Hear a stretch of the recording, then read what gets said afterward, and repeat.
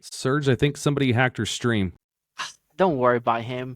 But hey, today we're going to talk about audio. This awesome speaker here and Oh, my God. awesome setup, which is this right here. Kill me What now. do you think?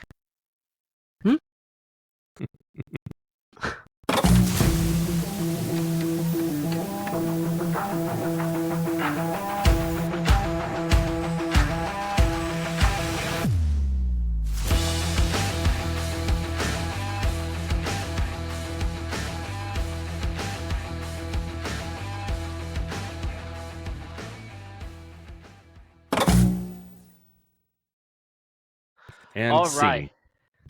right. Well, welcome to the nerdy phase. So, as always, we're going to introduce ourselves. Today, you got me, Serge, the host. I'm wearing a Cowboy Bebop shirt. If you don't recognize it, to celebrate the crossover with Overwatch 2. So it's kind of cool. I don't like how they did some of those characters, but that's a different story together. And we got Tom. Tom is out there fighting for democracy, as always, for democracy. We spread democracy across the universe on Thursdays, typically. Thursdays and Wednesdays now? Yeah, now it was Tuesday, Thursdays. Discussion with the wife decided Wednesday, Thursdays will be best. So, Tom, aka Mobile Ninja. Check me out on Mobile Ninja Gaming on both YouTube and Rumble. I live stream on Rumble and then immediately go through and upload the entire video to YouTube for a cleaner experience, since it's actually recorded off the computer versus a recording via stream. So yeah, come check me out. And All right, and who's the new guy? Today we have a special guest. Let's see here. He hails from the great world of Radio Shack a long time ago. His former start was there. In a This galaxy guy's far, far away. He's installed car audio. He loves music. He collects tons of vinyls. He has a specific genre that he connects, which we'll get into that. Fondest memory, not fondest. I wouldn't say fondest. One of the early memories I have of him, I remember he was driving his Jeep Grand Cherokee. I heard his car from like 2 miles away when he pulled into the store. It was that loud. And you picked up the correct song. Yeah, it was really crazy. So we have here Dagan, or AKA Grand WJ. I'm pretty sure that's your gamer tag throughout everything. Most of it, yeah. So, but yeah, we're here. He's gonna hear the talk about our main segment, which is gonna be audio and his setup and stuff like that. So, Yeah. Fun fact: the WJ. Fun fact: the WJ comes from the model of that particular Jeep Grand Cherokee. That was a WJ. So that's how long I've had this kind of tag. Okay. What is the that WJ? Is a fun fact. Wrangler. No. The WJ was a Grand Cherokee. It was second gen Grand Cherokee. Okay. First gen was a ZJ. Oh, okay. The more you know. Well, we'll have to have a conversation about cars on another day, though. But now he drives a Fiat, right? He still drives that Fiat 500. Nope. I traded that in when I had a small human came into my life. Not a lot of car seat space, so now I'm back in a Jeep. I have a smaller Jeep now. Humans change. Small humans change a lot of things, sadly. They ruin. Do. Same thing.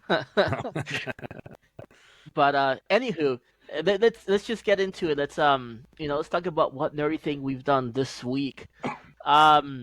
You started last week, Tom. I'll start off this week. Okay. I'm still hitting Final Fantasy VII Rebirth pretty hard. If I'm not spreading democracy across the universe, I'll be playing Final Fantasy VII Rebirth, and I'm 51 hours in the game. I'm on chapter 9 out of 14 chapters. So, damn, I like it pretty good so far. Just a lot. I'm doing all these quests and just getting overwhelmed, and I'm like, oh, good grief. But the other thing too, so I checked out one of Akira Toriyama's latest works before he passed, Sandland. Have you heard of that? I have not. So Sandland is something browsers. He did as a movie. And it got released on Disney Plus / Hulu as a TV series. I watched the first episode. Do you ever watch or see the animation for Dragon Ball Superhero? Mm, It was very people did not like it, but it's the same type of animation. The computer CGI thing. But they did a game too, and I've downloaded the demo on the PS5. The demo's available on Steam as well.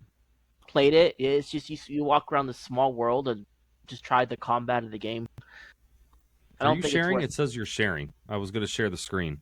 I'm not sharing. Okay, and somebody's currently sharing. Okay, well, never mind. I was going to pull some screenshots of what we're looking at, and obviously that's not going to happen.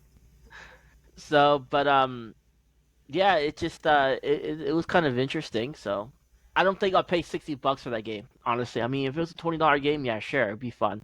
It reminds me of One Piece, the One Piece World Seeker. It's kind of like that. Yeah, I think I'm going to So check out the show, though. I mean, the animation's very Dragon Ball Z-esque, and, yeah, it's Yeah. for sure. I mean, if when he talks, I don't know how far. You haven't gone to the Babidi Saga, but when he goes, the character when he goes to talk to his father, the king of the demons, Mhm. it's very he looks like Deborah from Dragon Ball Z. Yeah. Well, you've seen the most of Dragon Ball Z, haven't you, Dagan? Yeah, oh, yeah. Okay, so you know Deborah then. Yeah. So and then the highlight of my week has been I watched X-Men 97. It came out on the 4 days ago. Man, did you guys ever watch the X-Men from the 90s? It was what, a Saturday morning Fox cartoon, I think, originally. Yeah. So I watched quite a few episodes, but I never got to like watch everything in a row. That and I was more of a WB kid than I was a Fox kid, so there's probably some stuff I missed. But I am in the process of watching Screen Rant? Not Screen Rant, Screen Crush. Maybe Screen Crush. Somebody's doing a breakdown of the entire series in like 32 minutes or something. Okay, So I'm yeah. kind of watching through that real quick. I'll probably watch through the show at some point in time, but I do want to start checking out some episodes and just so I can kind of know what's going on while I'm checking it out, getting a feel for how the new show's going. It picks up where the old show in the 90s left off, and it's just like just the way they did it. Like the voice acting is a whole lot better. The animation is better. They kept the original soundtrack, but it sounds better because it's better. We're almost like 30 years later, maybe more. Maybe we could talk about that audio later as well. Yeah. So, but yeah, all in all, it's I'm really impressed. I'm looking, it's on Disney Plus. For those who have it, and it's releasing weekly. Do they have So any every Wednesday. of any returning voice actors or no? Yeah, they got the original cast for the most part. Well, I think there's that's one really or two dope. people who aren't, but for 90% of it, they got the original voice cast somehow. Okay, that's exciting. So yeah, it's really cool. They changed the intro in the second episode.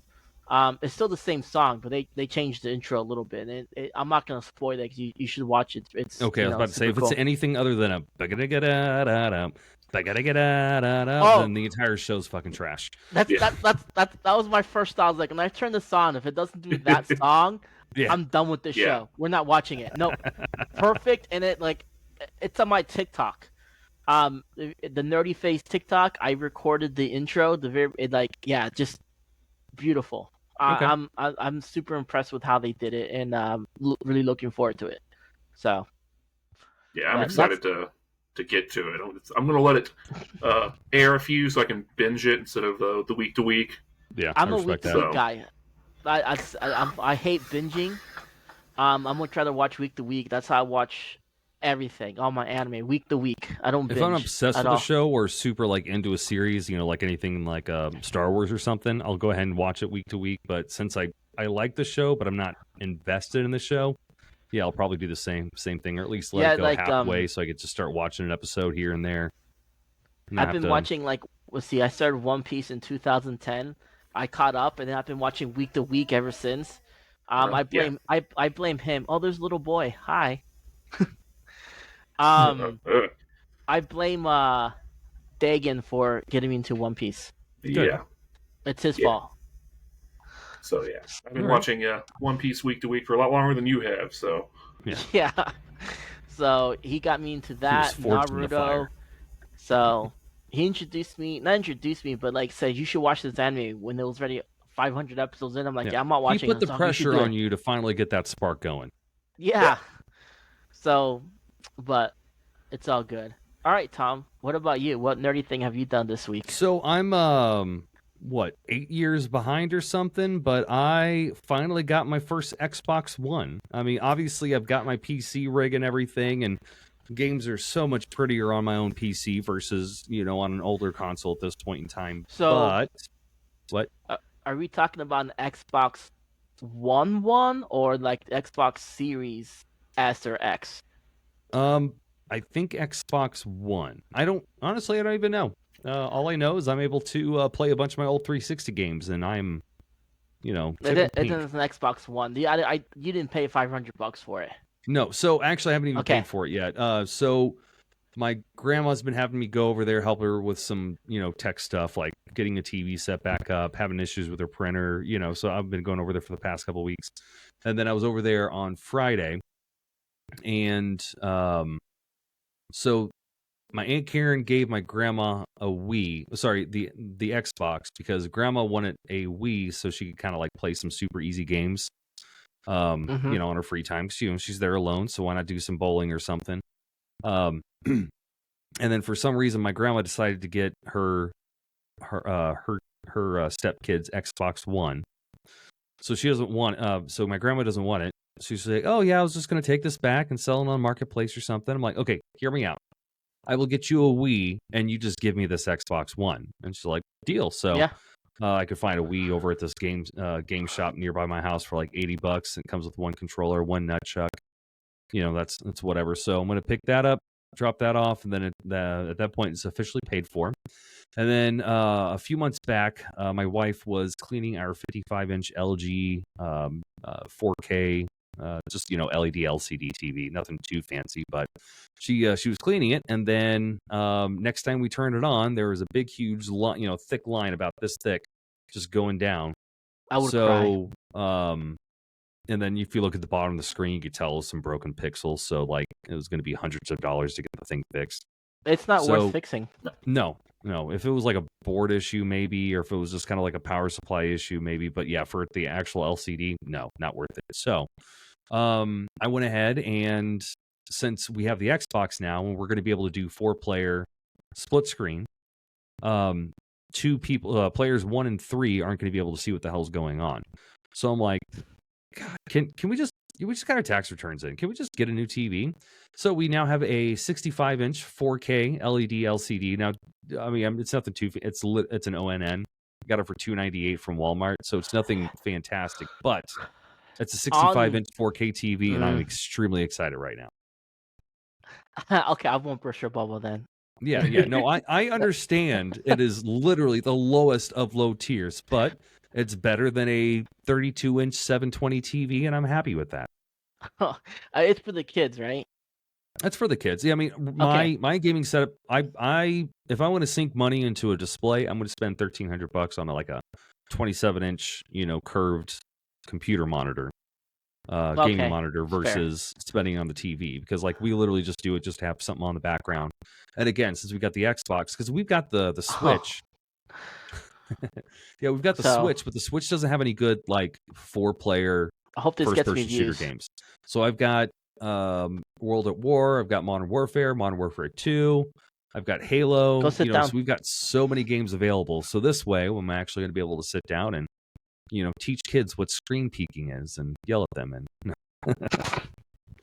screen peeking. Yeah, it's going to be bad. There's going to be so many fights happening here soon, because all my Xbox games are still over at my dad's house. But I bought quite a few digital copies. So like they've been playing Trials HD and Trials Revolution. Are you guys familiar with those games? I know Trials. Yeah, they're literally just 2D. I mean, they're 3D animated, but they're 2D games. So all it is you've got your gas, your brake, and then you get to lean either forwards or backwards on your motorcycle. So that you just kind of do these jumps and everything. And then I don't remember which one, but I know Trials was a demo on the Radio Shack Xbox, and we just played the crap out of it. all Xbox the time. 360 or Xbox? Xbox 360. So it was probably either HD or Revolution. Probably HD because that was the But first everybody one that came out. went on it. Oh yeah, because it was a fantastic game. I mean, it's so simple, but it's so frustrating. Like I've spent hours trying to like get some of these expert ones where you literally have to get your bike and try to land it on this one little block and then try to like accelerate so you get your front tire up and then on this next block and try to like bump it till it gets over. So one of the controllers we have out of this deal is like one of those Elite controllers. And I had to restrain myself from throwing this thing because the Elite controllers are not cheap. But yeah, so that's my nerd thing. I mean, past that, it's all just been for democracy. That's about it. So, all right, Deegan, what about you? You do anything nerdy? Well, something that happened in the past week that I'm very excited about, which is why I can actually do this today, is we got fiber internet installed at our house. So that was pretty fantastic. I've lived on awful DSL for the bulk of my life, so. Oh man, so the world's your burrito now. Yeah, so, and then of course I celebrated having a good connection as I bought Helldivers. Hell yeah, brother. So, spreading a little democracy as well, although in a very solo capacity for a bit, because I'm antisocial. That's fair. Well, you're on the Discord. Yes, we're, like I said, every Wednesday and Thursday night we'll be on, and then sometimes Friday midday I'll be on too. Yeah, I have to hop on sometime, but yeah, for sure. Like you don't we have to have be a couple good. of chats We all for suck. Helldivers now. We've got 2 playing. voice lobbies in case we get over 4 people now. So yeah. What level you get so far? 6, whopping 6. Okay, you're level 6. You're getting there. I mean, it's one of those things. The progression's, I wouldn't say it is slow, but Once you get to 15, no, is it 15 or 12? I would say 15. You really start to get unlocked. When you get the cool rover weapons and stratagems. 20. I think 25 is the top right now where everything's unlocked. But yeah. When you get the rover, 12 or 15? 12. You get the rover 12, 13 or 12, something like that. Once you get that guard dog rover, guard dog rover is going to be the first thing you want to shoot for. It's life changing. It really helps with the bugs. Yeah. So. Yeah, just machine gun turrets been saving my butt a lot. So yeah, for sure. But the nice thing is, if you play with us and everything, we could literally just drop another guard dog rover for you. Yeah. Mm-hmm.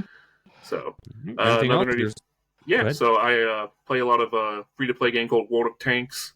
I've been playing that for a decade.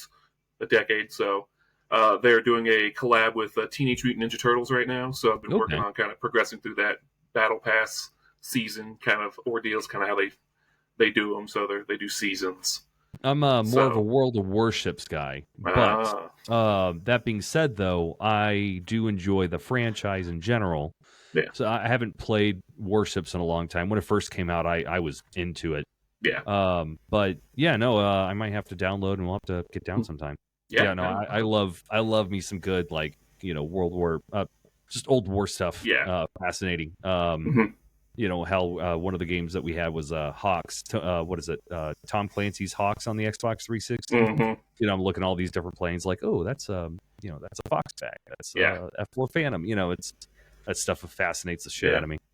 I actually was an alpha tester for World of Warships, so I have an alpha boat in my garage. Nice. It's a stock, but okay, you'll have to screenshot that and send it to me. I've never played any of them. I tried, but it just wasn't my cup of tea. No, couldn't get him into that one. But anime stuck, so we're all right. Yeah. I liked anime way before I met him, so yeah. I just improved your taste. One Piece stuck. You just what'd you do? You made my taste a lot cleaner. Yes, I showed you the good stuff. Bleach, you got me into Bleach too. Oh yeah. Yeah. Need more of that 1,000-year water drop.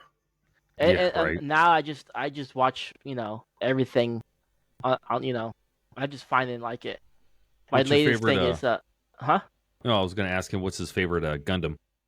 Oh, favorite Gundam. So favorite mobile suit was still Tall Geese from Gundam Wing. Although Gundam Wing the show is kind of trash now. Yeah. It's got a lot of nostalgia, but on like fresh rewatches, you're like, man, this story's awful. It's so convoluted. It is. But mech design's great. I'm a big fan of I like the grunt suits. I like the non-Gundams. Mhm. Oddly enough, so. I like But that Doggies has always Saitao. been my favorite.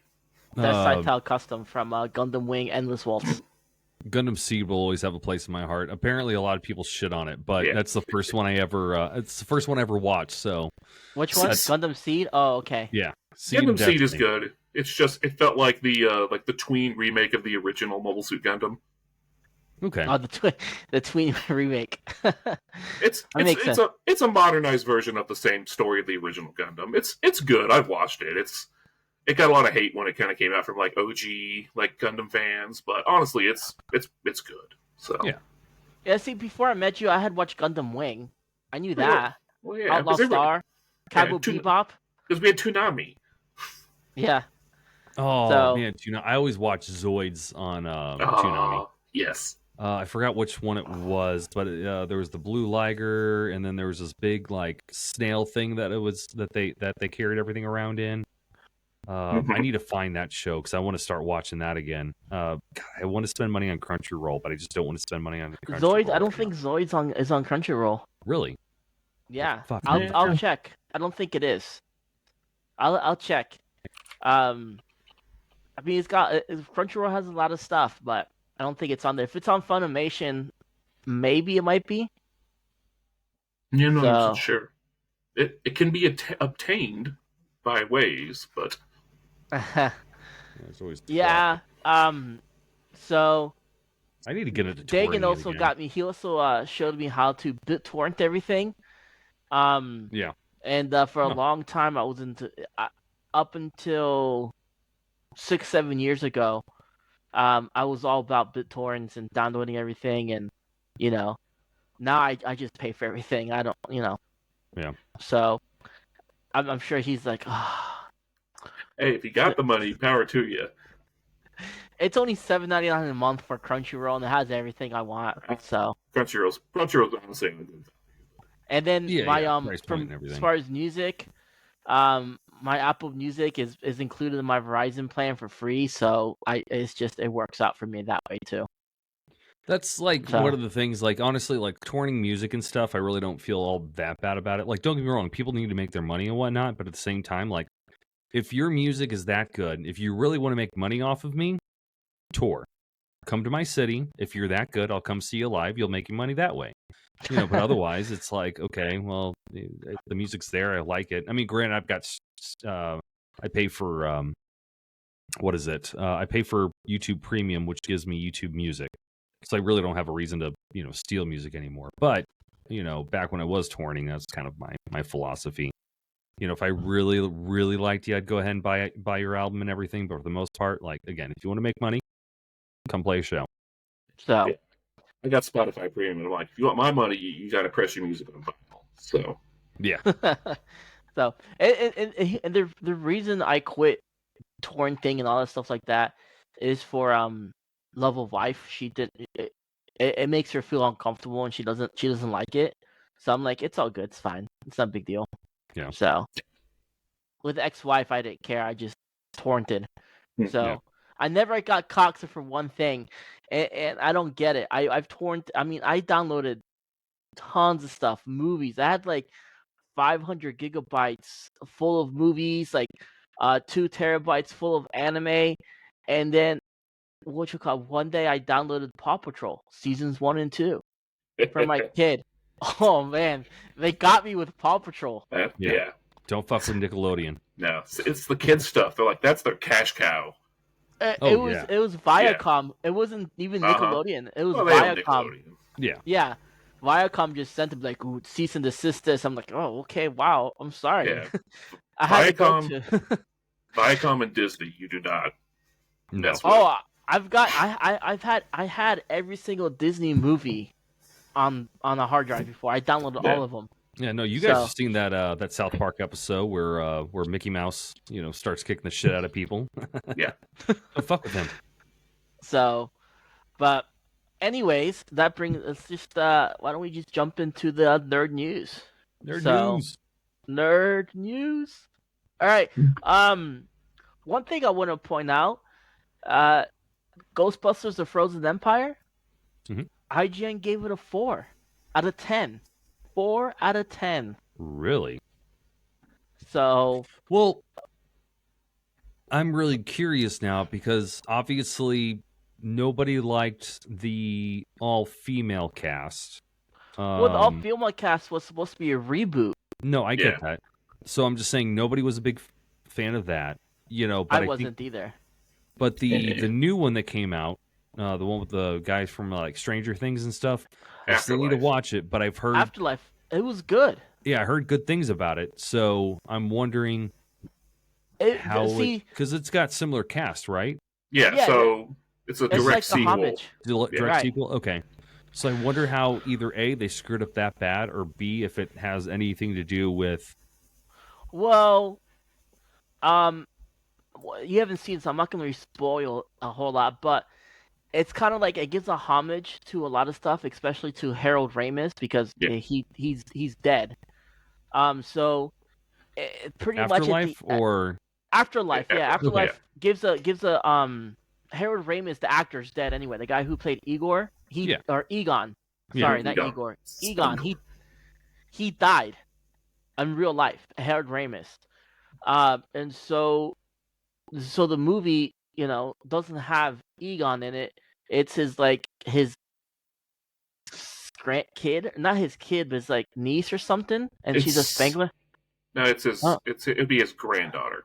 Granddaughter, okay, and she's a Spangler, and they inherit his thing, and then she discovers the Ghostbuster stuff, and at the very end of the movie, I mean, it's all the kids do. In the very end of the movie, the old cast, you have Dan Aykroyd, Bill Murray, and what's his name, Ernie Hudson. Mr. Hudson, yeah. All come in and help them out, and then essentially pass the mantle onto them. Right? So it's like the old approving the new, and so the Frozen Empire is a sequel with the kids. I don't know if the old cast is in there. The old cast is in there. There is? Okay. So I don't know why it got bad reviews then. I know that, but Afterlife got good ones, and I thought it was good. Yeah, I did too. I don't know. I know critics can be hard on just like nostalgia kind of grab movies, and I'm a huge Ghostbusters fan, so this is for me.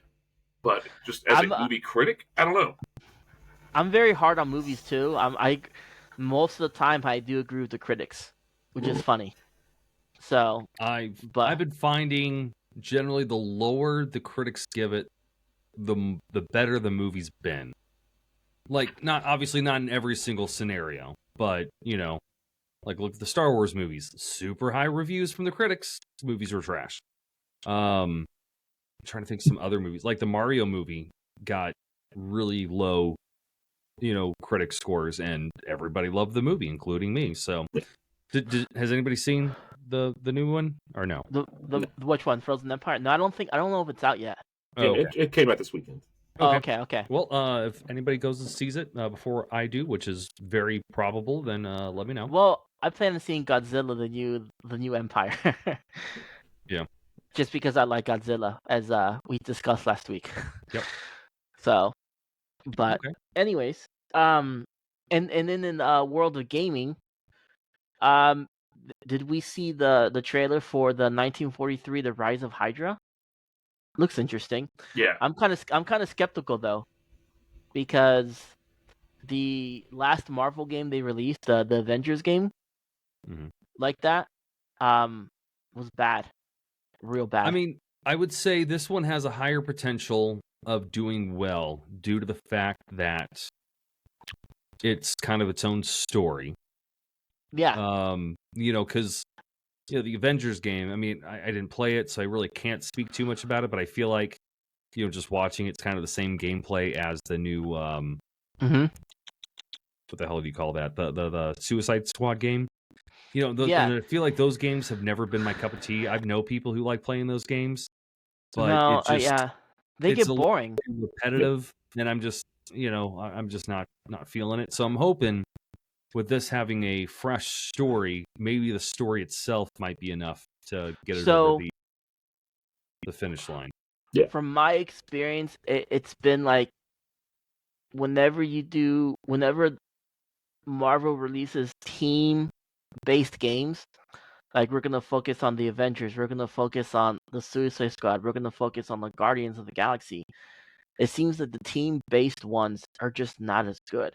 Yeah. But then you got home runs like Spider-Man, Spider-Man 2, Miles Morales. They're solo focused, and those games are fan. I mean, I would say Spider-Man 2 and Miles Morales and Spider-Man, they're probably the best Marvel games to date, and they're hard to beat.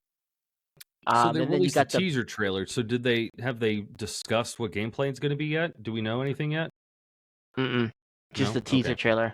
Okay. So we'll see. I mean, I think if it's do we know if it's solo or is it team? I don't know. Okay, so we know nothing yet. Okay. Nothing well, other than this trailer. Yeah. Okay. So Set during World War II. There you go. Yeah. 1943, and Which is that's a all boon I for know. me, but Yeah.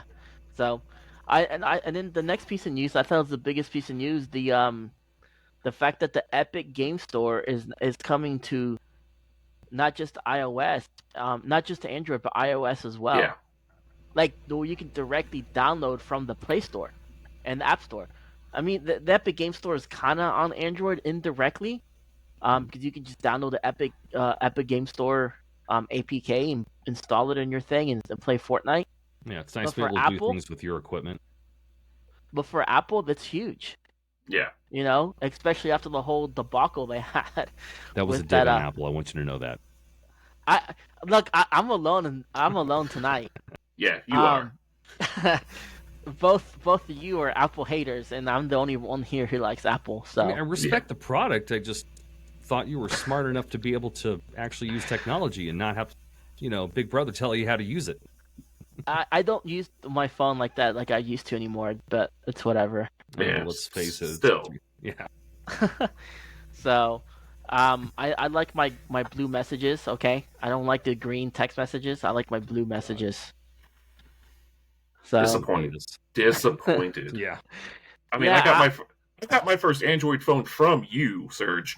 I know, because I had the father of Android phones. Like, Yeah. I had the G1. The G1 from T-Mobile. Yeah. Yeah, boy. I was on AT&T, and I bought it off him, unlocked. Mm-hmm.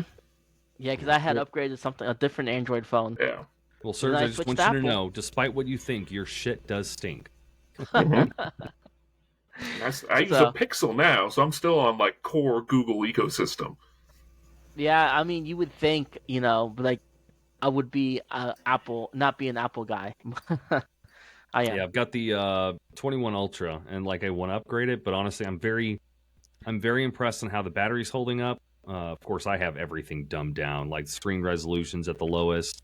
I've always got power saving mode on, But regardless, though, like I've been using Samsung since the Galaxy S1.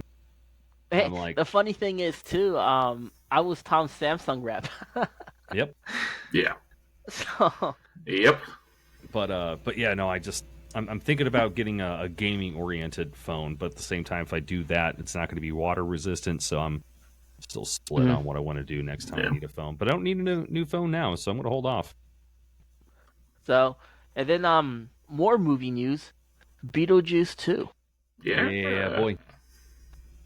So, I don't know how I feel about that one yet. I think it'd be good if it's done right, but I mean, I definitely don't have any negative feelings towards it yet. I mean, I'm not. I thought the first movie is all right. I'm not like one of those people that that really was like, oh, it's a fantastic movie, blah blah blah. I mean, it was a good movie, but I'm not a follower. I feel like it's one of also those watched cult the classic cartoon. following movies, where, I mean, yeah, you could watch and appreciate it's a great movie. I've never thought it was the greatest movie ever like other people, but yeah, you know. I didn't like on the cartoon. cartoon. I'm going to watch I it. only watched the cartoon in the 90s. He was good for the 90s. I forgot about the cartoon. It was a sequel to the movie. Yeah. So, but I thought the cartoon's gonna play anything in this because in the cartoon, Lydia was friends with Beetlejuice. So, but I doubt it's gonna do anything with that. But yeah, no, they got the right cast back. So yeah, we'll see. We'll see how it goes. I have high hopes. Could be another criticated, watcher loved, because that's how those go. Yeah, exactly. That's what I'm expecting, but we'll see. Yeah. Wait, you guys saw the news about the the Dragon Ball Z park, their theme park they're building. Yeah, Or so wanting to that build. actually looks pretty cool. Yeah. But Why in Saudi Arabia though? Yeah, to buy. Jesus.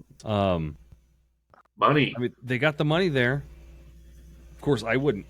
That's one of those places. I'm not saying I would never go to Dubai, but I hear stories of some, if something happens and your face gets I think I heard of something where somebody did something illegal here in the States. They didn't necessarily catch him, or at least they didn't get enough evidence for him to get arrested when he was here. He went over to Dubai, and then somebody, maybe some 4chan people, something happened where they literally just started posting a bunch of like really inappropriate photos of this guy all over the place, and then Dubai was like, "Nope, we don't want you here. Go back." Mm-hmm. Where in the States, like none of that stuff happens. So Yeah. of course, I'll never have the money to go over to Dubai and go check the place out. But I think even if I did, I wouldn't be terribly interested to go over there. Like, why couldn't it have been like, well, first of all, the U.S., second of all, Japan. California. Like Japan would have been a better place. Japan would have been a better, yeah, because it's the origin. Yeah. Honestly, when I first saw it, I just figured it'd be in China. Oh yeah. You're right. That's true, but Yeah. oh well. So, and then Dagan posted the news about the Super Mario Maker. The servers are shutting down. And they try to beat every single level. With Team Zero beat every single level. I mean, I don't know how that works. I've never never was into Super Mario Maker. So how it worked was a few months ago they shut down the ability to upload new levels. So once they did that, there was a set number of levels that you could play and physically beat the game. So last week they were down to, they had one level left. And no one could beat it. Some of the best Mario players in the world could not beat this level. It was like 1,200 people had attempted it, and the attempts were over 280,000 attempts. Wow. And the level was 11 seconds long. That's all it took to beat it.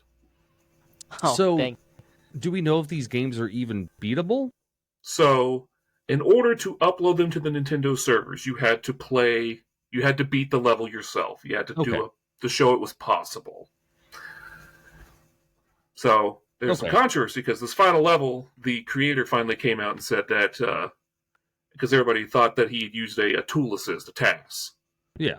But they're like, well, when the level was uploaded, TASs didn't exist for the Wii U. They didn't come out for like 8-9 months after. So there's no way he used a TAS. Well, he finally came out and said, he's like, well, actually, some people contacted me and they showed off this partially finished TAS, and then they said, we're not going to do anything about it. But he had the partial, so he had a friend who was good with coding actually finish the TAS. So he was the only one that had it. So it was a tool-assisted run, and so they've just said, it's out, we're not going to count that as a level, and we beat it. Okay, good. Yeah, it's, I mean, I'm happy that he was honest enough to come out and say that, because a lot of times people are like, oh no, I totally beat it, and they're just going to ride that one to the grave. Yeah. So props to the maker of that level. Mm-hmm.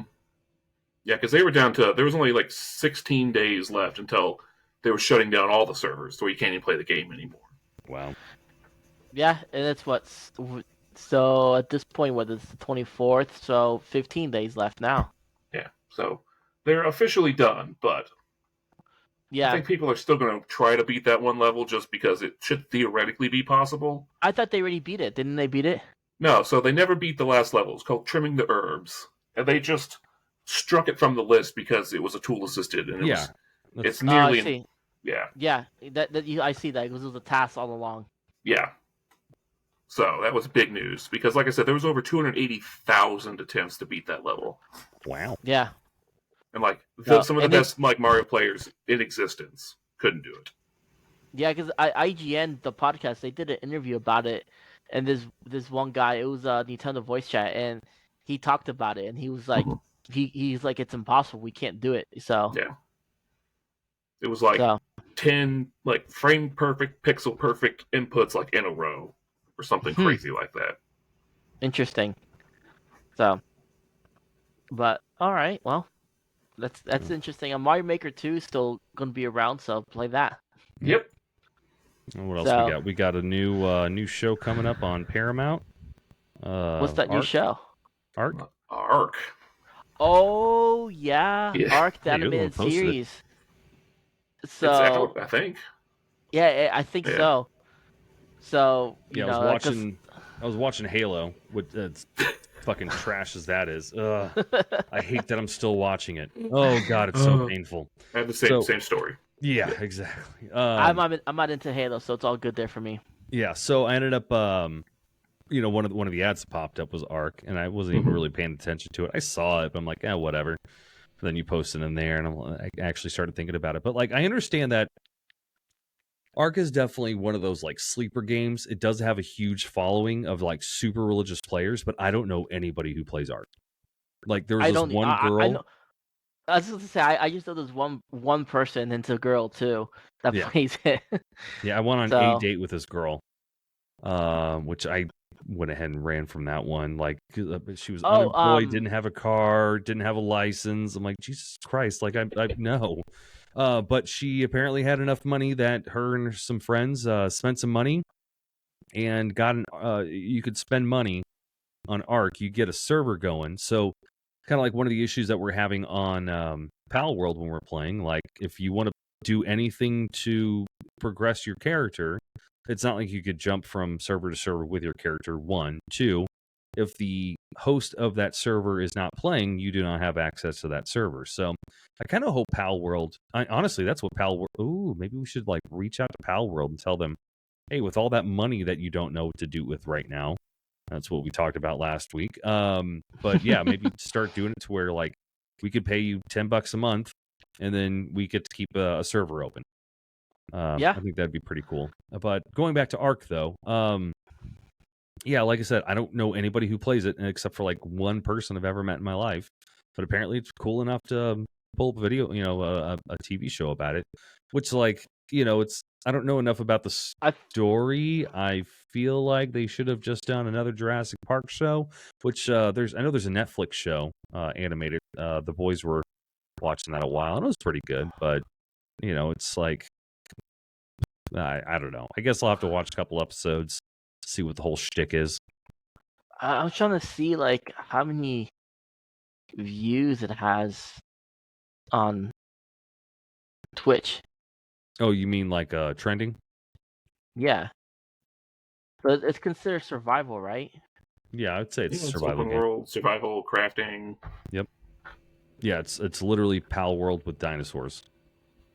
So, Well, and you can't give your dinosaurs guns. I think you can mount guns though.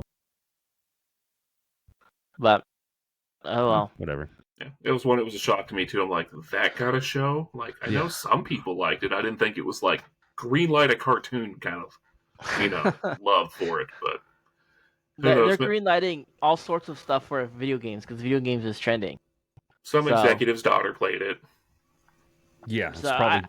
I still think some weird girl who doesn't have any friends except for the few friends who they met online for Ark, and and I guess they're a TV producer too. Ubisoft nailed it.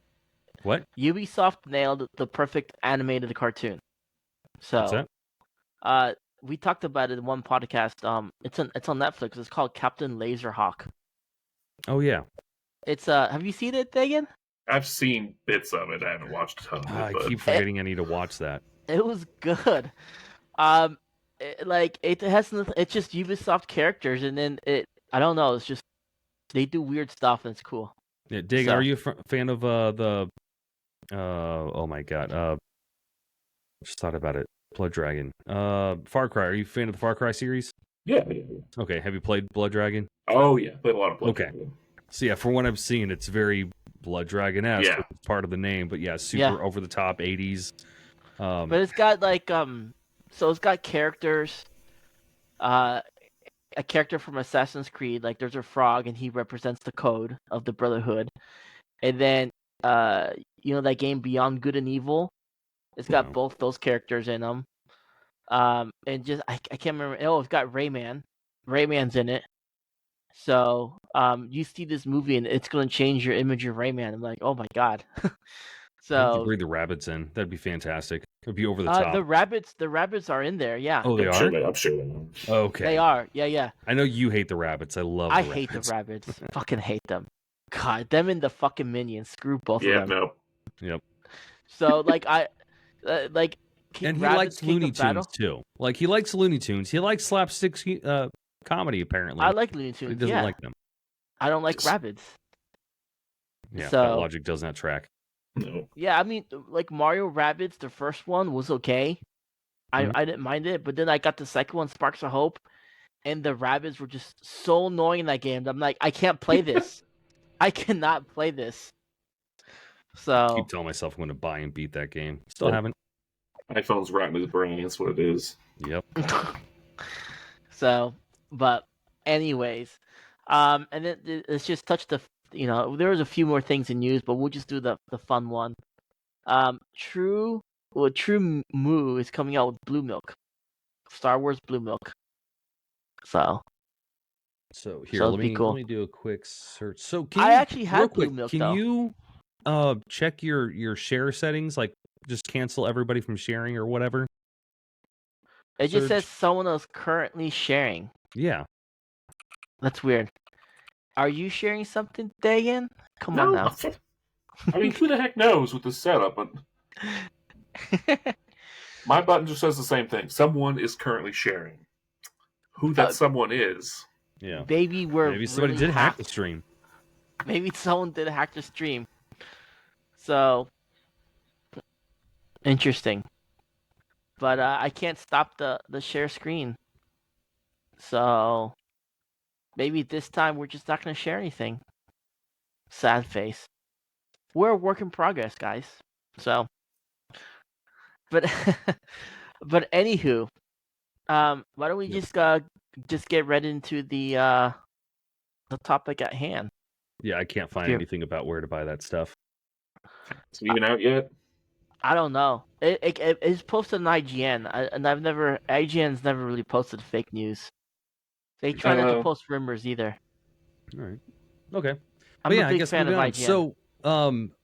So audio can be a very polarizing conversation in terms of, what's the best, what's best for this, what's best for that.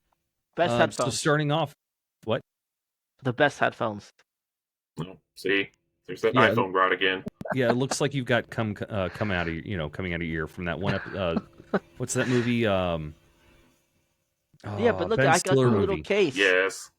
You see? Look at that. You can't beat Yeah, that. I mean, I can, but I mean, that's a cool case, but you could put that case on practically anything. yeah. Well, it's made specifically for the AirPods. Yeah, what's I'm that? You su- putting I'm sure- putting lipstick on a pig? I'm sure China makes a case for every headphone out there that looks exactly the same. Exactly. AliExpress.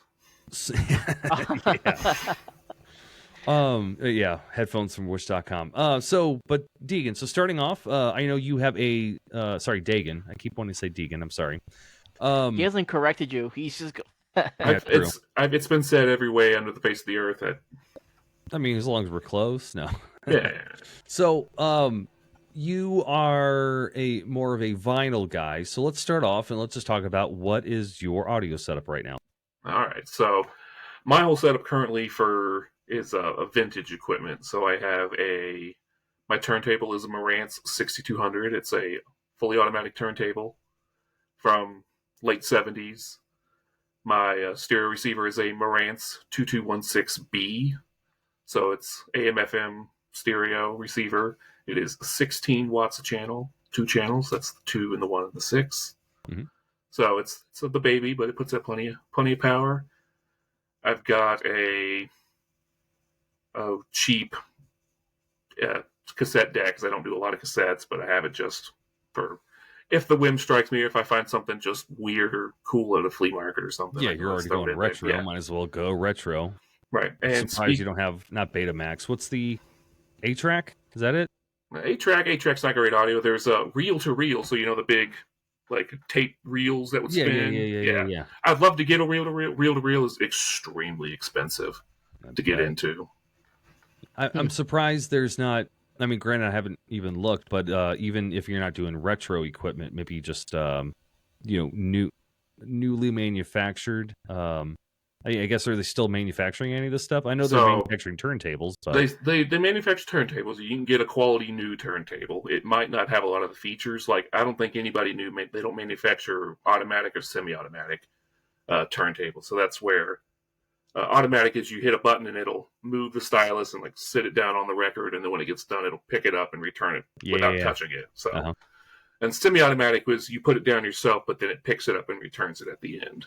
Oh, okay. So nobody really makes that anymore new, but for the manual ones, you can get some very quality stuff.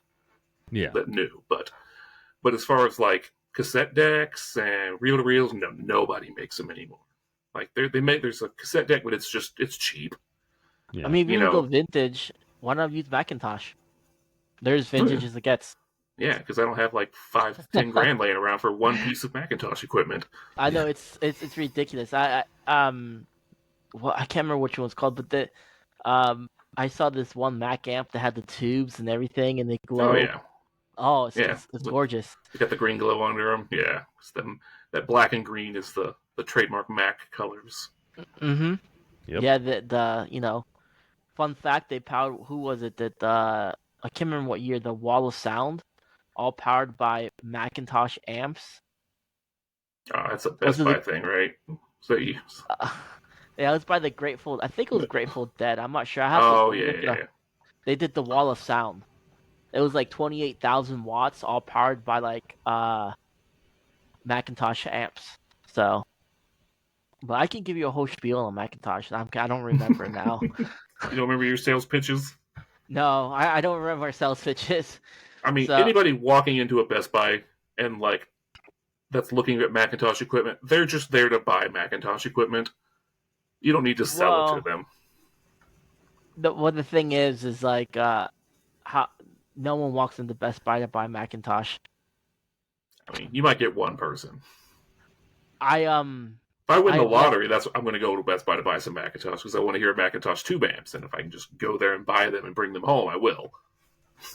Oh no, you can't just buy home. They have it on display, but it's on special order. Not in stock. And only 2 people in the entire store can order it for you. So, yeah. I'm guessing there's not a lot of profit margin in that. No. Quick time out. So, but yeah, like I said, only 2 people with Macintosh you can order it from. So, but anyways, and then got on a tangent there, and then my final piece of my equipment is my speakers, which is obviously a very important part of the sound setup. I run a vintage Klipsch Forte 1s. It's part of our Heritage line. They're from around 1986. Some of the newer equipment in my system. Okay. So. What makes your Klipsch speakers so unique? Why that brand versus others? So, 2 reasons. Reason 1, I specifically sought out Klipsch speakers is their high efficiency. So the efficiency rating of the speaker is how much power, how much wattage they require to make sound. So the higher efficiency your speaker is, the louder it will get with not a lot of power. Since my vintage brand's receiver is only 16 watts a channel, it's only 32 watts total. The Klipsch Fortes, they're about 98, 99 decibel efficiency, so they will still shake the walls with only 16 watts. Are they powered, or are they just powered via the your amp itself? Or so the speaker, they're passive speakers, so they're powered through the amplifier, through the Marantz. So now and the speakers under tweeters and stuff like that are important. What kind of tweeters do these have? Yeah, so the Fortes, they have they're horn load drivers. So the tweeter itself is a horn load driver, and also something pretty unique to Klipsch speakers is the mid-range driver is also a horn load. It's called a squawker. And then it's got a regular 12-inch bass driver, but they also have a 12-inch rear-firing passive radiator. So how those work is the box is sealed, and then when the powered front speaker moves, it actually causes the rear speaker to move as well, and that helps produce lower bass tones. Interesting. Okay. So if I ever go over your house, I have to hear these. You do, because you said you didn't like Klipsch speakers. I'm used to the ones that they're from Best Buy, and they're the reference series. They're not very good. They're decent. A lot of people we'll find horn load tweeters specifically being very harsh. And so they could be fatiguing, so they kind of make you like your ears start to hurt after a while because they're so bright. And some people just don't like that. So it's a horn load then. So it's like it literally looks like a horn. So it's like a big rectangle, and it's like a big cone that goes to the back. Mm-hmm. So think of it's like a horn. So yeah. Okay. So I guess you have a smaller speaker for the higher pitches, and then it's able to amplify the sound because it's in the horn. Is that right? Yeah, the horns, they're designed, engineered with certain geometry to help produce the sound signature that they're looking for. Okay. How does that compare to what Martin Logan uses? Martin Logan uses a folded tweeter. That's their thing. So, folded tweeters, I haven't had a lot of experience listening to folded tweeters, but they tend to be a little more detailed and not as harsh. Mm-hmm. So usually a little more reference-based. And there's also the electroplanar, so Martin Logan's, to where they're the big kind of see-through them. That's the one where they're higher end. Yeah, the Electrostat speakers, they're situational. I'm not a fan of them, but they're very neutral. So if neutral is what you want, but they're not bright and dazzling like some speakers can be. They're very people like it for critical listening. The best way to describe Electrostat speakers is if you're looking to build you want to use those for like a home theater. No, they're not good for that. Because if let's say they're set up like right here, if I move right here, I won't be able to listen to it as well. You gotta find the sweet spot. Once you find that sweet spot, they sound top notch. Yeah. But they're not good all around speakers. Are their horn tweeters good for all around like that? No matter where you move, you can kind of get the whole thing, or do they have a sweet spot? They're definitely a sweet spot with the horn loads as well because they're very directional. Gotcha. So, and that's what I like about the folded tweeters and Martin Logan's. Mm-hmm. I can move where I need to move to do it. I mean, of course, everything has a sweet spot, but you know what the best speakers are? There's those little square round things that just vibrate. You could put them on a box to hook your phone up to via Bluetooth, so that whatever they vibrate on, it just projects the sound. Man, top notch. There's a lot of people. If you Google it, people will buy those and they'll put them on these big styrofoam boards. Yeah. And they're so lightweight they actually amplify the sound quite a bit, and they'll use them for like garage speakers because they're pretty robust and water resistant. So. It's definitely a fun thing you can kind of build at home. So they're not just gimmicky. They're not terrible. No, and they're not going to be like a hi-fi speaker. But like I said, if you're in the garage and you don't want to put something nice out in your garage, so if it's not heated and gets humidity, you just get a giant piece of styrofoam, and there's plans. You just have to Google them. And there's plans to build them. I was literally just pulling a joke out of my ass, but it's good to know that they're not as bad. I mean, because. Back when I was working electronics at Sam's Club and other places, I've seen them. They're really cool. Like if you're looking to literally just go out to a tailgate party, or you're out on the river or camping or something, you've already got a random box. You brought your shit in with you anyway, so you just hook them up. Because not all the time do you really need the highest quality. I mean, going back to me buying my TV, $298, 65-inch ONN. Like, I know it's not the greatest. I know I've got, better quality out there and everything. But, sometimes you just need something to get the job done. That's about it. Right. And that's the golden rule of sound is, people like, well, what do you think? It's like, do you like what it sounds? Do you like how it sounds? Like, that's all that really matters. Yeah. And that's going to speak on that, too. Like, everything sounds different to people. Sound is different to everybody. Like I have a funny story because as I mentioned, I used to work at Best Buy, and I was one of the sales consultants there. And what we did, we dealt in high-end products, right? So I had this guy come in. He told me he's a music producer, like he's produced music for all sorts of people. I'm like, okay, cool, whatever. And he wanted a pair of like good bookshelf speakers because he likes high-end audio, and he just wants like little things. And he says the way he goes, he just sits there and listens to them. Like I'm like, okay, cool. So I take him to the middle room, and I was like, no, let me show you. I was like, what's your budget? He's like, I'm looking to spend. He's like, there's no budget. I can spend whatever I need. I'm like, okay, perfect. So I show him these Bowers and Wilkins. They're like $3,000 a piece for bookshelf speaker like this big. Right? So I'm like, dude, once this guy hears this, he's not gonna, I didn't think he's gonna buy, but I was like, he's not gonna like anything else. So he heard it. He's like, not what I'm looking for. I'm like, okay, let me go a little bit lower than this. I put him these little like Martin Logans. That's at for $500 for the pair. They were astronomical how powerful they are, right? And he's like, nah, that's not what I'm looking for. So then I gave him like Hef speakers. He's like, nah. I pretty much showed him every bookshelf speaker, high end bookshelf speakers. And he's like, do you have anything else? I'm like, okay, one, there's Polk Audio, which is not as good. And he's like, no, not quite. And then finally, I was like, don't. And then he goes, he sees the Insignia bookshelf speakers that Best Buy sells. They have a preamp built into them, so you can they're not passive, so you can like power them themselves or Bluetooth. And he hears these, and these literally they sound like garbage. All right, compared to everything we just heard. They're 100 on sale for $100. He's like, yeah, these are the ones. These are perfect. These are the best sounding speakers I've ever had. I'm like, oh, okay. And he bought them. I'm like, I was so dumbfounded by it. So, yeah, everything sound is different to everybody. Yeah. Or he was full of shit and he wanted to act like a big shot. And it's like, oh shit, I can't afford these. Yeah, that's probably what I think so. But yeah, that's going to be my guess.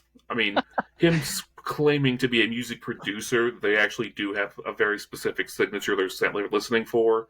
So they want a very flat sounding speaker, so are no frequencies really higher than the others because they want to hear everything because they're the producers. Right. Whereas most people who listen to it, like if you ever seen like a graphic equalizer on an app, where you move the sliders up and down for your bass and your treble, most people have it kind of like a smiley face or a U shape. Mm-hmm. Because the human hearing can't hear super high frequencies and super low frequencies near as easily as the midtones. So we want to have those boosted because to make it more enjoyable. Where music producers typically want more of a flat sound, but like I would think he would have went for like the Kefs because they're known for having a little more neutral sound. Yeah, but the Kefs, some of the Kefs are pretty good. I like Kef Blades. Yeah. $30,000 for a pair of speakers, but man, they sound good. Yeah, I know a bit about in terms of like. So, I used to be a band nerd, play tuba, trombone, I was in choir, listen to music quite a bit, and I know a bit about, how sound works. I know how speakers work. I know how microphones work. But I've never been that big of a, an audiophile type person. However, though, there was this place up here in St. Louis. There's quite a few locations. They shut down probably 2010 maybe, but they were just specifically a home audio, home entertainment system place where they sold the couches, they sold the TVs, they sold the audio. But this one guy, he was we kind of went in there because my cousin was buying something. But of course, me being the the autist that I can be sometimes, was just asking questions, so just for kicks and giggles, because this guy was having a good time just talking about his trade, his passion. But he was going on about like how a lot of things really affect the sound quality all the way to the actual gauged wires you guys are using. He played, I forgot what the song was, but he played this audio on this one speaker and everything sounded great. It sounded fucking fantastic. And and then he ended up going to the super high end thing and where he had the upgraded wires, the super nice speakers and everything. And you could hear a lot more inconsistencies on what was going on in terms of the actual, recording tracks. You just heard like a few extra bumps and clicks and everything, because it was producing all of the sound. So, that being said, like, if you're going to be in a studio, you want all this high end stuff so you can hear all the imperfections. But at the same time, then you need to go take that music and go put it on a cheap set as well. Just so like, all right, how does it actually sound to your average everyday consumer? And, there's a huge difference. But, me, I've always, had the best speaker I've ever owned was my H&K Onyx that I've got, Onyx thing's got some good bass and everything, and I'm never in that big of a room. I usually have that thing closed up in my office during my workday. Have everything Which cranked. one do you have? The 3. I got the 2. The 2 batteries stopped working, so I went ahead. It was under warranty, so they sent me the 3. Of course, now the battery's not working again by me. But yeah, as long as I'm able to plug it in, everything's just fine. But it's for me, I've always been more preferential on like the bass. Of course, I had a band director. It's like, oh, you shouldn't be able to hear the bass. You should be able to feel the bass. But it's like, no, just gonna crank the bass up all the way. Between dubstep or whatever the hell else I'm listening to at some point in time. Believe me, I know about feeling the bass. Oh yeah, Dagan's his Cherokee that he had. Oh yeah. Yeah. Oh yeah, I felt the bass on that one.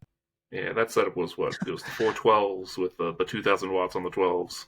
Holy yeah, shit. You had like the Diamond series, right? Like the Yeah, D. it was all Diamond Audio at the time. Yeah. If you got any pictures of that, you need to send it to me later. Oh, I do. Okay, yeah, post that in the chat later. I'd be interested to see that. It sounds like a fun setup. I've always wanted a car with, just ungodly amount of subs in the back. You could hear him coming. I'll tell you that. Giggity. Yeah. So giggity. Yeah. No, I had a buddy who he literally couldn't close his windows, otherwise he would break his windows because of how high the bass was. Dang. That could be slightly a lie because I know actually how much it takes to do that, but it's a fun thing to tell people. Oh, okay. Well, maybe he was. Yeah, he. Well, when we're driving down the road, he didn't turn it all the way up unless he cracked his windows. So yeah, I never witnessed them being broken. But considering he was so consistent on, maybe he was just afraid they were going to break. I don't know. Yeah. But yeah, he was very consistent on his windows being cracked if he was going to crank the bass. I thought Dagan's bass was insane. I would get out of the car and be like, "What?" Yeah. Yeah. So my car. That car, last I measured, it was like a 149.8 decibels is what the 412s would do. Okay. So a 747 taking off is like 145 decibels. Yep. Yeah, it's that's one of those things. I forgot. I remember looking at a decibel chart, but a rim shot on a snare drum, being close to it is louder than a jet with its afterburners on. Mm-hmm. Now, obviously, it's not sustained, so you're not going to have that kind of hearing losses if you were like listening, having a jet right next to you. But yeah, no, it's just some random facts, and the whole decibel level and how it's what is that? It the louder it gets, the lower the difference is, the higher the.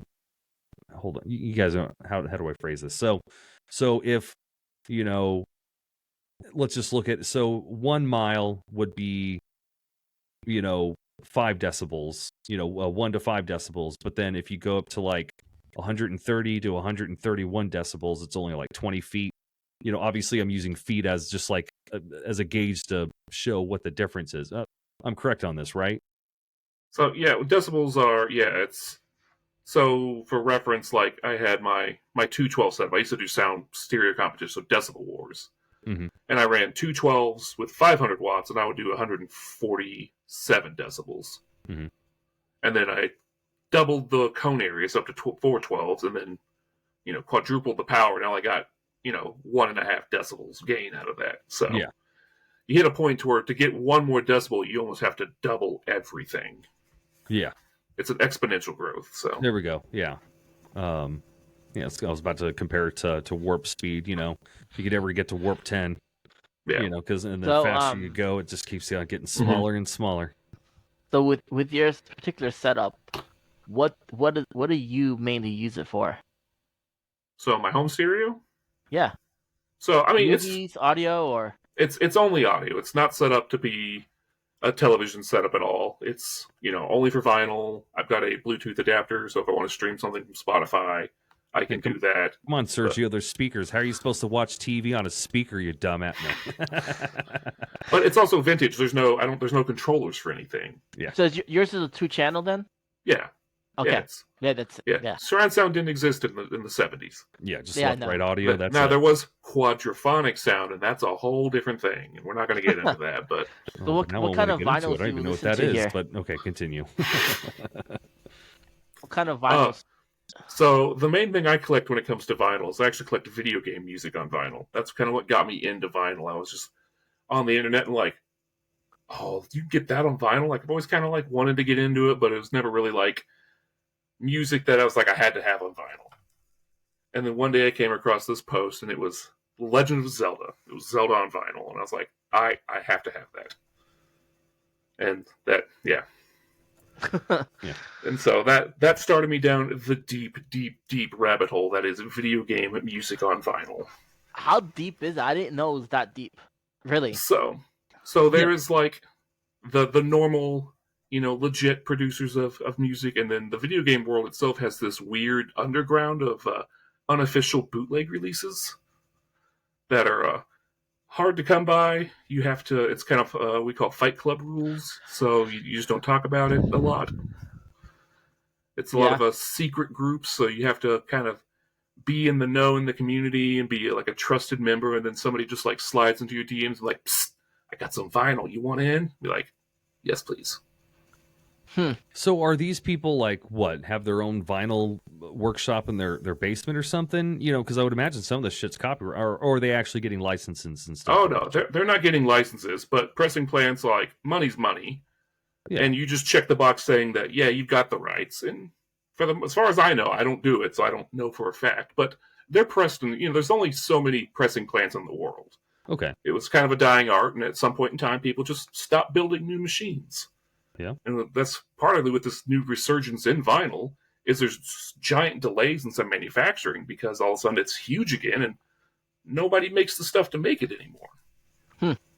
So why do people love vinyl as much as they do? Like I haven't listened to a vinyl in such a long time, probably 20-ish years maybe, and I'm 35. Like I don't, like we used to have a vinyl player. We had the speakers and everything. I couldn't tell you what setup we had.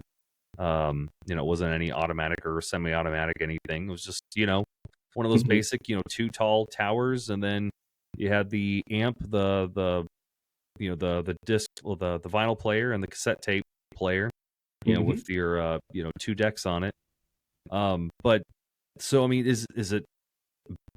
I can't imagine it's better quality. I can only imagine it's different quality. So that's a great way to put that. So some of the old timers in the vinyl would say like, well, everything just sounds better on vinyl. It's okay, boomer. Yeah, exactly. So vinyl it's an entirely analog process. So it's, a machine literally plays the sound and cuts grooves into a master disc that's then used to stamp out, plastic vinyl discs, PVC discs. So it has a good sound quality if they're clean, if they're taken care of, if you have the equipment to play it back properly. There's 1,000 things that'll affect how your vinyl sounds. What I think most people, and especially it resonated very well with the video game collectors, is just physical objects. Mm-hmm. It's a large 12 by 12 format for the artwork. It's a physical object you can handle that represents something you love.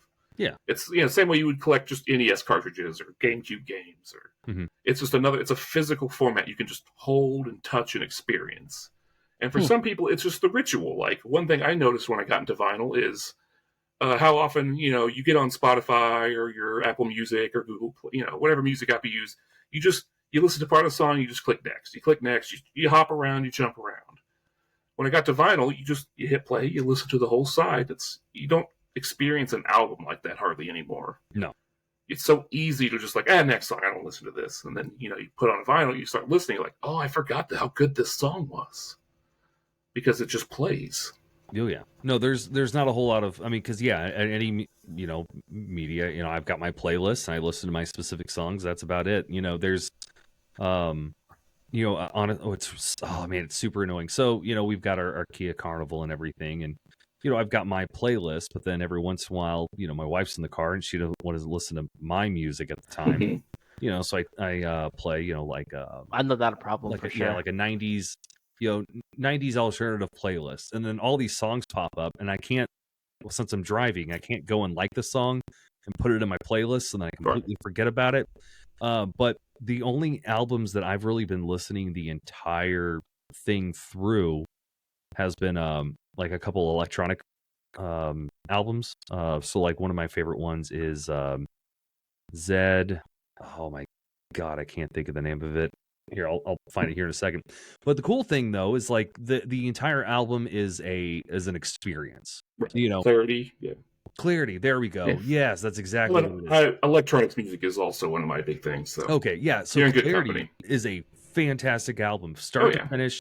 Everything just melds into each other. Like, oh man, I wish I did extracurricular activities, you know, like I used to back in the day. Just lay on the couch, you know, or lay flat on the floor and just have that album go, or you know, just any random album go for the entire, you know, journey that it's taking you on. So, yeah, I could definitely appreciate, you know, just being able to sit and, you know, being, you know, big quote, forced to listen to an entire thing. But, you know, let's face it, it's good stuff. You know, I like these artists because they're artists and not just, you know, random people that they paid money, that, you know, that the man's forcing you to listen to, and you know, they've got these things where you play them backwards and they tell you messages, man.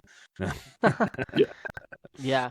I mean, I see, for me, I think as far as music, when it comes to music, I'm an idiot. I'll tell you that right now. I'm like, you know, some people are like, it could be the most popular song, and be like, who sings this song? I'm like, I don't know. It's like, dude, this is a popular artist. I'm like, I don't know. That doesn't mean you don't like music. It just means you don't like popular music. That's what I'm saying. I was like, when it comes to like general popular music, I'm an idiot. Like for me, whenever I'm listening to music, I'm in the realm of Dagon. I love video game music. I will sit there, you know, I have all the Final Fantasy albums in my iTunes, Apple Music. You know, I listen to that, and my music has to be something I resonate with, like, you know, I can vibe to, like, and that's what video game music does to me. Same thing. Like my latest venture has been, I created a anime playlist which has anime theme songs from all the animes I've watched, pretty much, and most of it's in Japanese, but I love it. You know, like I got Dragon Ball Z, Chala Head Chala. It's such a great song, and you know, like out the One Piece songs, and I've discovered like what is One Piece New World. Nice. I have who was it? Amelie. You've heard of Amelie, haven't you, Dagan? Yeah. She's done some of the One Piece Red songs in English, and they sound good. Yeah, I've heard them. Yeah. So the French renditions are rough. Yeah. So, you know, things like that. And then, you know, also I like a lot of dubstep, electronic music. I just like the beat, the bass. That's his fault too, by the way. So, younger years, you know, 2004. This was like 20 years ago. God, I feel old. Yeah, it's we've known each other a long time, Serge. I'm old. So. Have you guys ever heard of Dr. Pez VGM on YouTube? That one I haven't. So I went ahead and posted him in our news admin spot. But I see these guys. So from what I've seen, they do like a lot of prog rock, but they do video game music. Yeah. So I would love to see this on a vinyl. Like maybe it's out there. Take a listen. It might be. Who knows? Look, I gotta look it up. So, what was the first vinyl that you got? What's the most expensive vinyl that you got? Yeah. What's the first vinyl I got? It's been a while. What was the first thing I got? I think it was actually, on the subject of prog rock remakes, I think it was a prog rock Star Wars album by a group called Galactic Empire.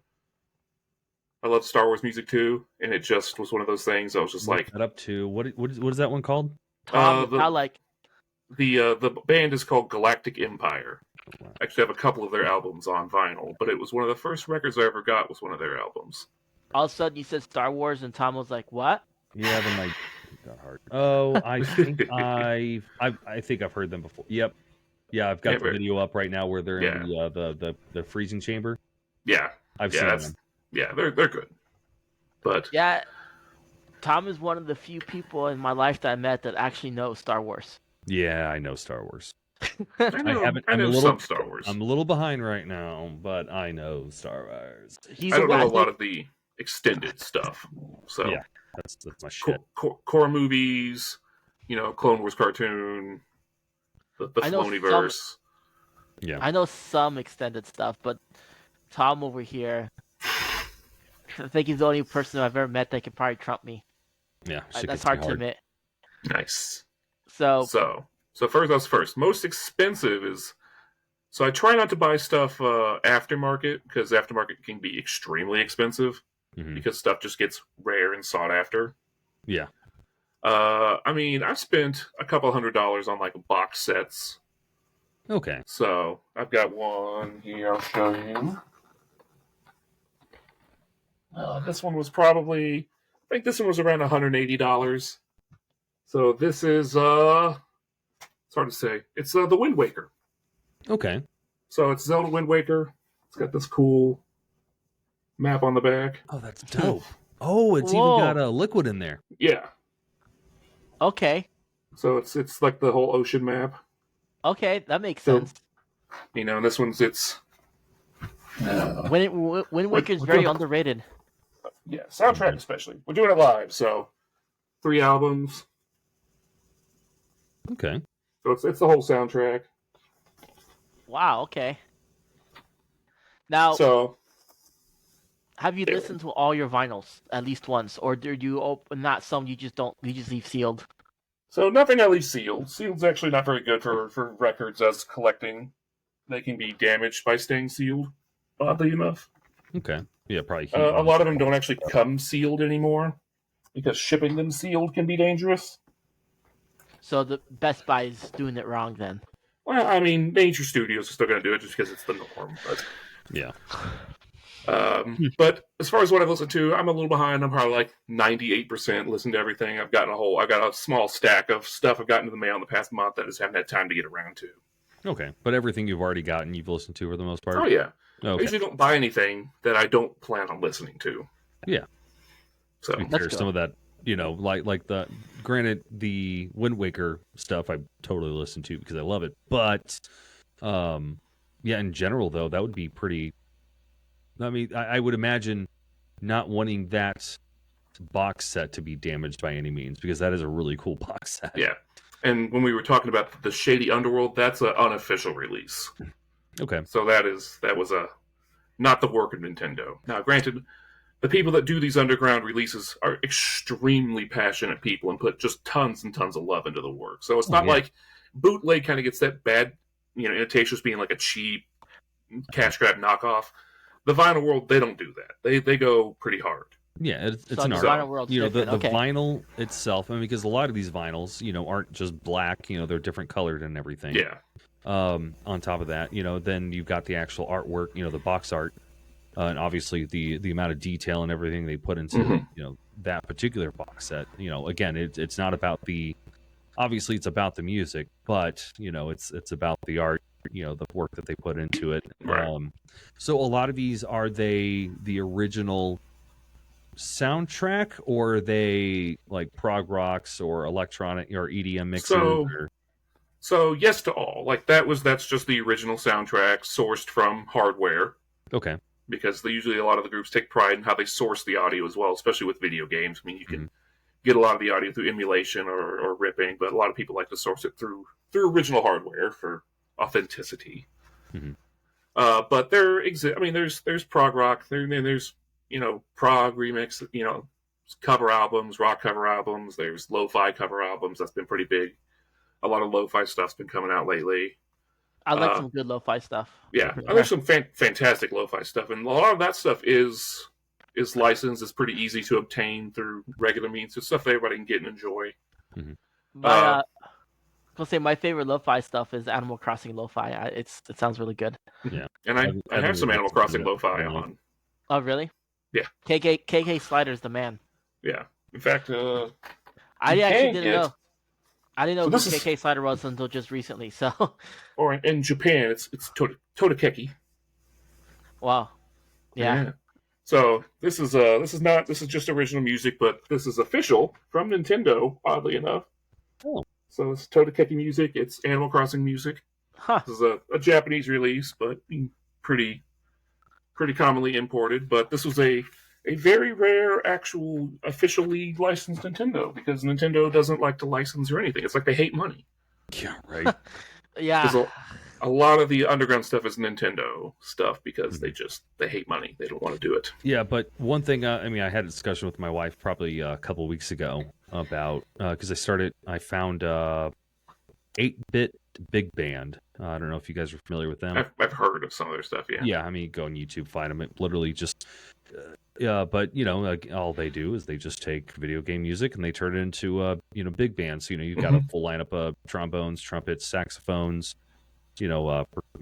drums, piano, guitar, bass, and then a lot of times, like they'll bring in a flute or they'll bring in an accordion or or string section. But regardless, though, it's this music that you're listening to right now used to just be but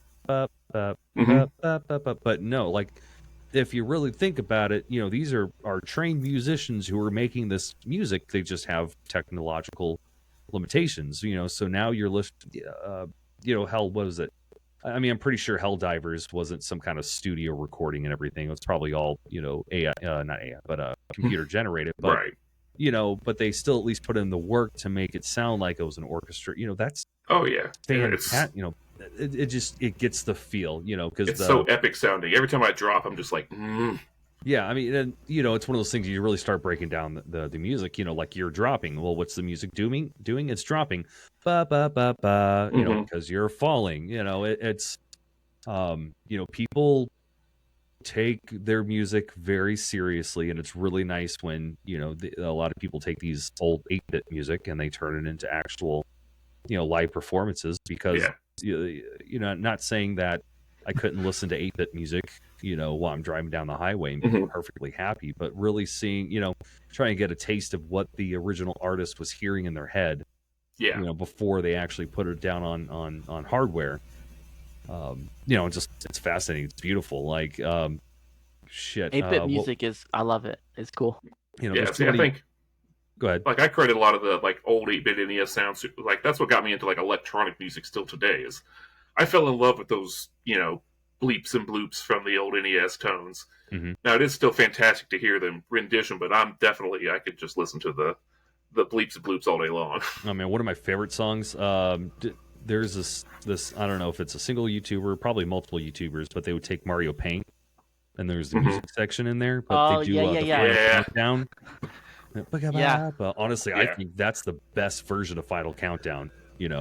Hands down. I've heard that one. Yeah. Yeah.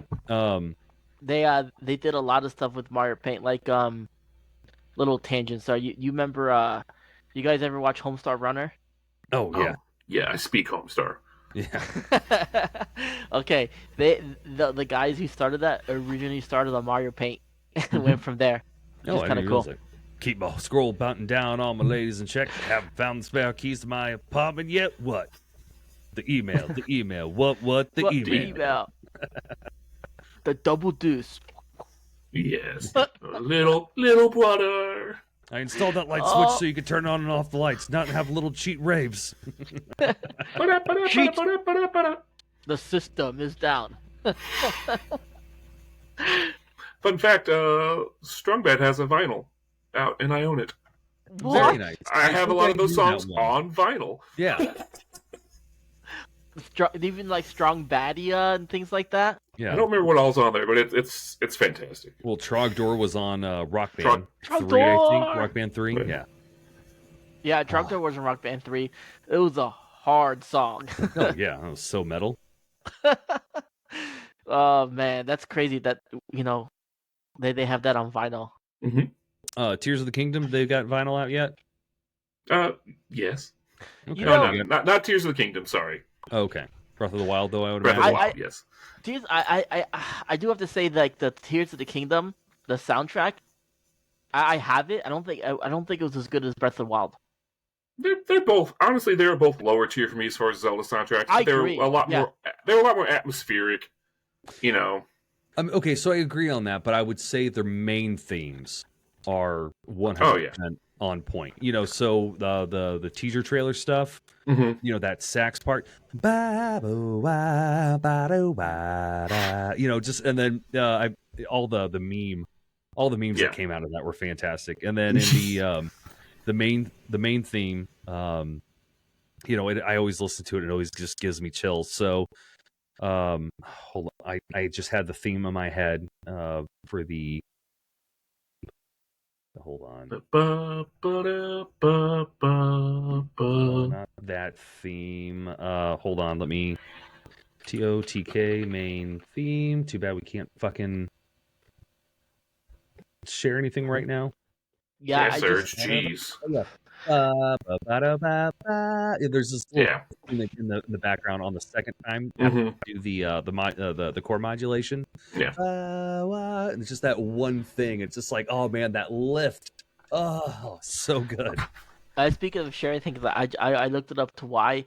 I guess our recording studio Riverside is having issues with the share button right now. Oh, fan-fucking-tastic. Fuck you, Riverside. Give us like a free month or something. That would be cool eventually. Yep. So, but it just seems like your rabbit trail with your audio setup and your vinyls. It just seems endless. Oh yeah, I mean it's music. Everybody loves music, and I mean that's it. And end of story. Yeah. No, that's always been one of my dream jobs, though. Is like if I would have taken college seriously and, you know, had enough money where I didn't have to work and I could have actually like rehearsed, you know, 20 hours a day and actually worked on my homework and everything, like, man, that would have been my number one dream, is to be in a video game orchestra. Yeah. That would have been cool. Oh God. You know, because like I wish there was some way I could just get like find a group of people who don't, you know, because they've got community bands around here, but generally when you do the community bands, like they're more just, you know, a bunch of old people there just to play some music, stay active, which, don't get me wrong, 100%, that's great. But, you know, the music that they're playing is just like, you know, traditional music. And don't get me wrong, I love me a good traditional march, like March of the Steelmen.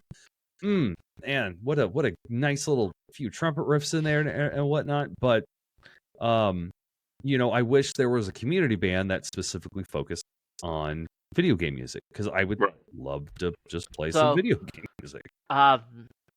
Back to my Best Buy days, like we had when we did role plays, we had to demo stuff, and everybody always demoed like the same songs, right? Because it's like, oh, these songs are cool. And one of the things you got to do, you got to explain to what the song means to you, how, you know, you gotta explain where the things go. And I'm like, guys, I can't can I play any song? They're like, yeah. I was like, because I can't. I none of these songs mean crap to me. So my go-to song was always Duel of Fates, Star Wars. Yeah. Hearing those on those high-end speakers, and they're like, wow, I never thought these would sound good on these super expensive speakers. I'm like, oh yeah, because you hear the orchestra everywhere. You got your highs, and then, you know, it's great. So when I was at one of my go-to songs for demoing music was the Batman theme. You know, the old one. And the reason why is, like, at the very beginning, there's this like pedal tone. You know, pedal tone meaning like just super low. I guess the original thing is on your pipe organs, you'd have your keys up here, but then you'd also have your foot pedals too that played like the super low bass notes. So, but yeah, I would always demo that because, you know, obviously you hear everything, but it's really important just to be able to hear that note down there. It's one of those things you couldn't really hear it all that much, but damn, did you feel it. So we'll wait till it comes back, but I think, you know, we'll start wrapping up here. Yeah. So I'll hit the Q button. No, we're good. But just all in all, anyway. Oh, since the chat's up, I can't see the time. Shit, how long we've been fucking recording? We've been recording, right? Hour and 35 minutes. We're good. Okay, I guess that's why, because I've got people. That's why. Okay, hour 34. But like, it's so nice having a third person, you know, just to kind of like keep the conversation going. Like, we really do need so we're just talking about how nice it is to having a third person, you know. Their own skill set. Yours being your passion. His of skill vinyls set and is everything. I mean, I think as far as some stuff, he'll know the things we're into. I'm sure Dagan knows most of it as well. Well, yeah, into it, but you've got your shtick. Of course, like obviously you nerd out about other things, but it's really nice having a third person, one to just like bounce conversations off of. So if like say Serge and I were getting a little low on things to talk about, we've got somebody else to introduce new content into it. So we would. Going forward, it's not going to be necessarily mandatory, but I would say very necessary having a third person. So if you've got anything you ever want to think of, think about that you want to, tiz them out about, via chat, like give us an idea, we'll have you on. Just so you can get into admin channel anytime, you're now officially on the Nerdy Phase Discord channel. Woo. You're an Inquisitor. Oh, I'm legit now, huh? You're an Inquisitor. Too legit to quit. I'm not legit, and because I'm not legit, I must quit. So name that movie. Name that of movie. Of course. What? Name that movie. Anybody? No. Do I know it? Oh fuck.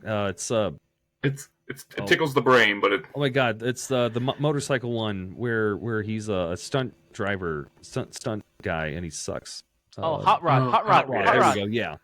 Hot Rod. It's like you can't give us shit for having us name a quote, and you couldn't even name it. Well, yeah. Well, at least I knew exactly which one it was, but yeah, I couldn't fucking think about it. What are you saying? What way? What? Why are you saying it like that? Why are you saying what way? What way? Say cool. Cool. Now say whip. Let's say it together. Cool whip. Cool whip. Whip. Cool whip. Cool whip. Cool whip. So, with the Inquisitor role, you're in Star Wars. You got me. I'm the Sith Lord. Tom is the apprentice. So do we get to this Murder Jedi?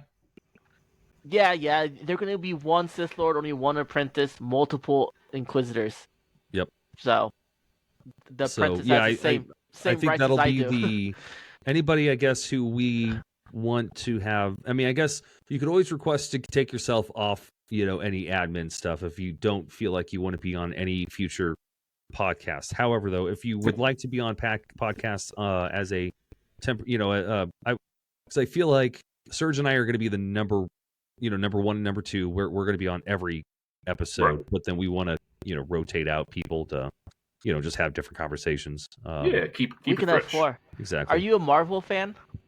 Marvel? I mean, cinematic movie, not too deep into the comic lore. I'm right there with you. Okay, cinematic movie. Okay, that's good. So my brother's been real busy, so he apologized. So that's we wanted to have we wanted to have it release along with the State of the Union. We wanted to have a State of the MC Union address. Oh. Yeah. But that didn't play out well. We'll still do it anyway. Yeah, we'll still do it, but it would have hit a little bit better, if we were able to time it with the State of the Union address. Yeah. But oh well.